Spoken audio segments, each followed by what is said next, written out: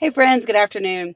Hey, a friend of mine recommended I do a video on positive versus negative thinking. And so I've been putting some thought into that. What does that look like? And what type of person are we? I've always been a very positive minded person, very optimistic. And I was just thinking, why am I like that? And I think it comes down to hope. I think people who get stuck in negative thinking, it's because they're kind of losing hope in certain areas in their life. So for me, hope is really about having a faith in Christianity, like having a foundation in Christianity and understanding that when Jesus died and resurrected, he opened heaven for us, and that is our hope. Right? It's the hope of heaven. So for me, being positive minded, the Bible talks about taking those thoughts captive. Like we should take captive those negative thoughts because we know that they're not of God, right?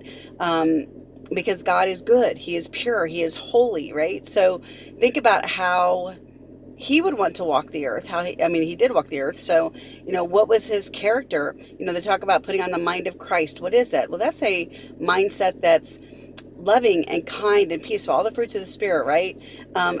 Generous and kind-hearted and loving and forgiving, and I think when we do that, like part of negative thinking is unforgiveness. So maybe take a second today and ask yourself, is there someone that I'm harboring unforgiveness toward? Because that will make us bitter. It'll harden our heart. It will rob us of our joy. It'll make us struggle with wanting to be loving and kind toward others. So, I encourage being quick to forgive. And as we do that, I think we're going to find that we become more positive.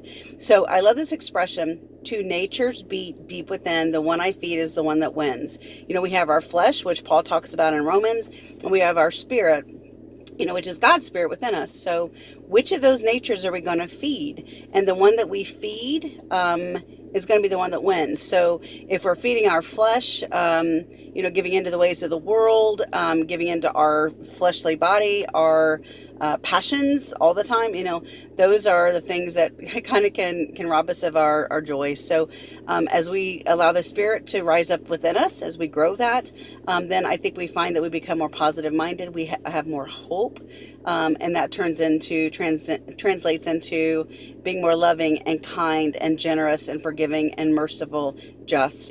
So I just encourage you today, is the glass half empty or is the glass half full? And if the glass is half empty, I recommend you fill it up. Okay, have a great day.